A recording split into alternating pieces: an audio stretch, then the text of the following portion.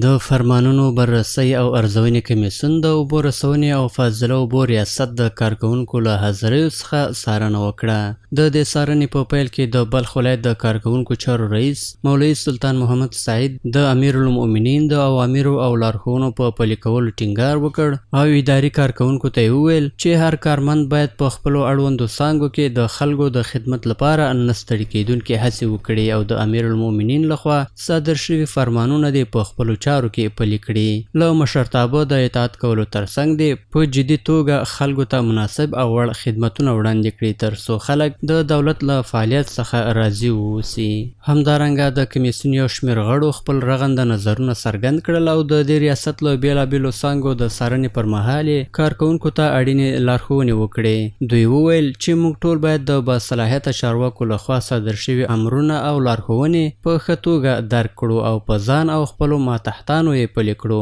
د کمیسیون غړو ټینګار وکړ چې هر کارمند باید په ټاکلي وخت خپله حاضري ورکړي او که رخصتۍ ته اړتیا ولري نو په رسمي ډول دې یو لیک چمتو کړي. هغوی د ریاست د بېلابېلو څانګو څخه د لیدنې په ترڅ کې له ټول کاري پرسونل څخه مننه وکړه او زیاته کړه چې دوی باید خپلې دندې په سمه توګه ترسره او خلکو ته غوره خدمتونه وړاندې کړي او دغه راز خپل اخلاق او ظاهري بڼه دې د پیغمبر صلی الله علیه وسلم له لارښوونو سره سمه برابره کړي. په پای کې د بلخ ولایت د اوبو رسونې او فاضله اوبو ریاست رئیس مولوي عبدالربی کامران د صلاحیت لرونکو چارواکو د اوامرو او لارښوونو له پلي کېدو څخه د خوښۍ ترڅنګ د اداري چارو د څارنې او ارزونې کمیسیون هڅې د اداري چارو د ښه والي لپاره یو اغیزمن ګام وباله او ډاډ یې ورکړ چې په خپل اړوند ریاست کې به ټول اړین اوامر او لارښوونې پلي کړي. هغه د کمیسیون له غړو سره ژمنه وکړه چې د علي قدر امیرالمؤمنین حفظه الله فرمانونه به په ټولو کارکوونکو پلي او خلکو ته به غوره خدمتونه وړاندې کوي.